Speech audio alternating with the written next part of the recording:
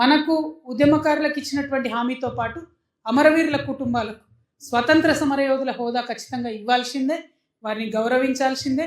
1200 మందిని కూడా ఐడెంటిఫై చేయాలి. 580 మెంబర్స్ని ఇదివరకు బీఆర్ఎస్ ప్రభుత్వం 10 లక్షల రూపాయలు ఉద్యోగం ఇచ్చింది.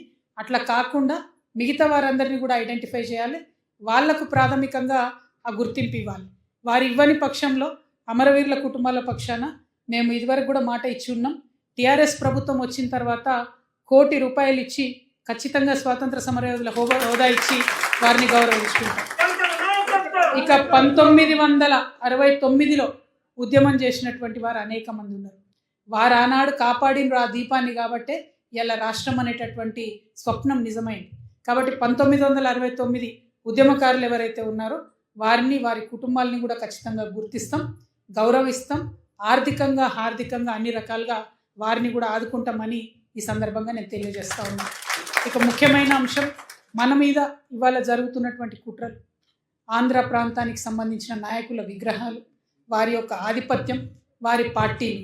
ఇప్పుడే మనం ఇక్కడ మాట్లాడుకుంటుంటే కొన్ని ఛానళ్ళల్లో స్టోరీలు వేస్తురట, పవన్ కళ్యాణ్ గారు అడుగు కాదు రేపు భారీ బహిరంగ సభ పెడుతున్నారని చెప్పి. పెట్టుకోండి, సినిమా యాక్టర్లు, ఏముంది, మాకు పోయేదేముంది. కానీ రాజకీయం చేస్తామంటే కుదరదు. ప్రజలందరూ కూడా ఖచ్చితంగా కలిసి ఓడగొడతాం. నువ్వు వచ్చి పోటీ చేయి, ఏమంటారు, యోగా చేయి, ఏమైనా చేయి, మీకు మాత్రం ఒక్క ఓటు కూడా రాకుండా చేస్తామని మాత్రం ఈ సందర్భంగా తెలియజేస్తాం. రెండో అంశం, అక్కడ రాజధాని, ఆంధ్రాలో రాజధాని ఏం కావాలి? వాస్తవానికి ఒక రాజధాని నిర్మాణం చేయాలంటే ఒక సెక్రటేరియట్ కావాలి, ఒక అసెంబ్లీ కావాలి, ఒక డీజీపీ ఆఫీస్ కావాలి. ఇంతకు మించి ఏం కావాలి చెప్పి? ఎక్కువ పరిపాలన చేయాలంటే ప్రస్తుతం ఇమీడియట్గా దానికి ఆంధ్రాలో సేకరిస్తున్నటువంటి భూమి 80,000 ఎకరాలు. అంటే ఒక అసెంబ్లీ కట్టనికే, ఒక సెక్రటేరియట్ కట్టనికే, ఒక సీఎం ఆఫీస్ కట్టనికే 80,000 ఎకరాలు సేకరిస్తున్నారు.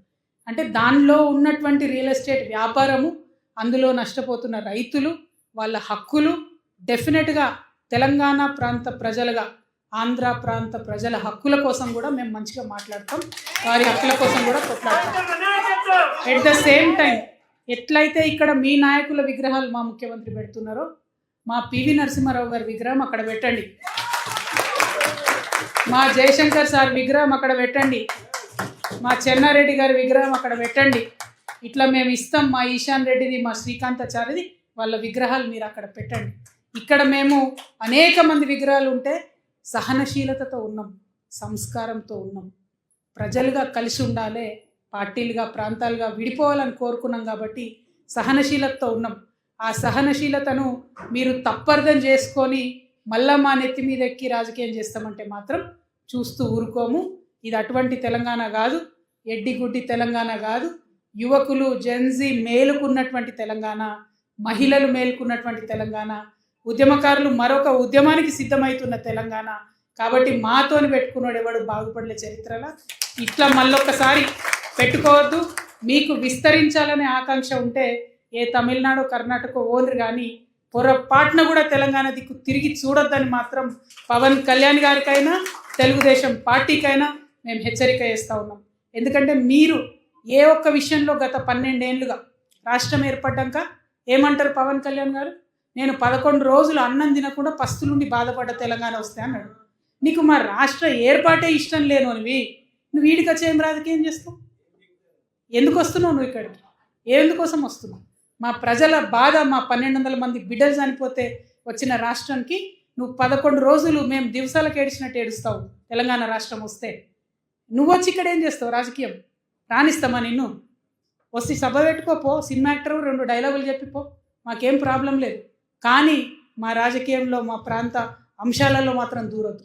మా భయం, మా బాధ, మా ఆవేదన ఏంటంటే ఈ 12 ఏళ్లలో టీడీపీ పార్టీ కానీ, వైఎస్ఆర్సీపీ కానీ, పవన్ కళ్యాణ్ పార్టీ కానీ ఎప్పుడైనా మన నీళ్లు గుంజుకుందామనే చూసిరు కానీ సమానంగా పంచుకుందామన్నారా? సామరస్యంతో వ్యవహారం చేసిండ్రా? కరెంట్ వాళ్ళని ఉద్యోగులను అడిగి పంపిస్తే జాయిన్ చేసుకోకుండా తిప్పి పంపిరు తప్పితే జాయిన్ చేసుకున్నారా? అంటే మీరు ఏదన్నా పద్ధతి పాటించిరా? ఎన్నడన్నా మా రాష్ట్రం మంచి కోరుకున్నారా? మీతోని పొత్తున్న బీజేపీ ఆయన ఏమంటాడు? ఆయన తల్లిని చంపి బిడ్డను బతికిచ్చిరని మాట్లాడుతున్నాడు. ఒక్క మాట అన్నా మన తెలంగాణ కొత్త రాష్ట్రమైందని శుభాకాంక్షలు చెప్పిండ్రా? మనసు నిండుగా ఎవరైనా మాట్లాడినరా? అటువంటి వాళ్ళకి ఏం స్థాయి, ఏం అవసరం ఉంది ఇక్కడ మీకు? రాజకీయం సరిపోతలేదా? ఆంధ్రాలో రైతుల్ని దోసుకు తినేది, ప్రజల్ని దోసుకు తినేది. ఇక్కడ మళ్ళొచ్చి తెలంగాణ మీద ఎందుకు మిడతల దండులాగా వ్యవహారం చేస్తున్నారు? చూస్తూ ఊరుకునేది లేదు. మీరు జిహెచ్ఎంసీలో పోటీ చేస్తాం అది ఇదని చెప్తురట. మా ప్రజలందరికీ నేను తెలియజేసేది ఒక్కటే, ఇక్కడ ఉన్న ఆంధ్ర ప్రాంత ప్రజలతో మాకు ఏం ప్రాబ్లం లేదు, అసలే ప్రాబ్లం లేదు. అది మీకు కూడా తెలుసు. 12 ఏళ్ల నుంచి మంచిగా కలిసిమెలిసి హ్యాపీగా ఉంటున్నాం. ఆంధ్ర రాజకీయ నాయకులతోని మాత్రం మాకు ప్రాబ్లం ఉంది, ఉంటుంది రేపటి నాడు కూడా.